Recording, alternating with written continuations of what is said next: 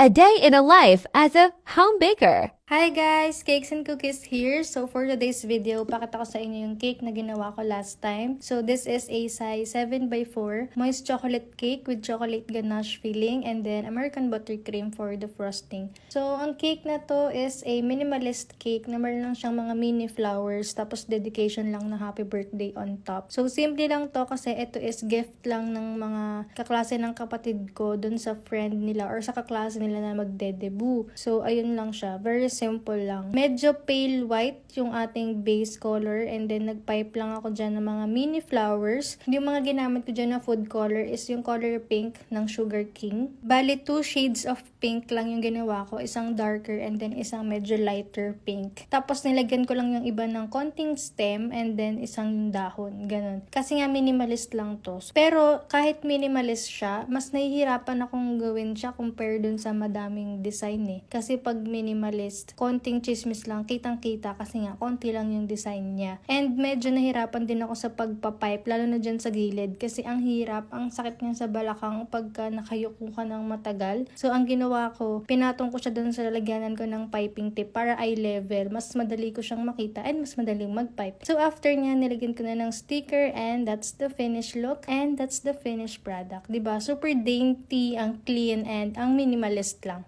And after ko gawin yung cake na yan, meron dumating ayuda from Canada. Thank you so much, Tita Lisa. So, meron akong timbangan or weighing scale na sa akin talaga nakapangalan. Super natawa ako dito kasi medyo maglolo ko na yung timbangan ko. And ito pa guys, 10 kilograms na white sugar. Ang mahal-mahal niya nowadays, kaya super big help niyang asukal na yan sa akin. And meron ding sabon para daw medyo pumuti na ako. Charing. So, ayan, in-unbox ko na yung timbangan ko. And nakakatawa kasi nung nagbe-bake na ako, ginagamit ko yung luma kong timbangan. Ayaw niya nang magbukas. Sabi ko, may toyo to, naramdaman lang na meron akong bagong timbangan. Gusto niyo na agad magpahinga. So, ayun, nabinyagan na yung timbangan ko na yan. So, iyan na yung gamit ko lately. After ko mag-unbox ng mga ayuda galing Canada, is nag-bake na ako ng cookies kasi ito na yung second batch ng mga pa-orders natin online. So, 5 tubs lang naman yung kailangan kong ipa-ship out. Tapos, ayun na siya. Ulit-ulit lang yung process natin hanggang sa ma-bake ko yung 60 pieces na cookies. And, ayan, meron pa tayong intermission number habang nag-aantay ako.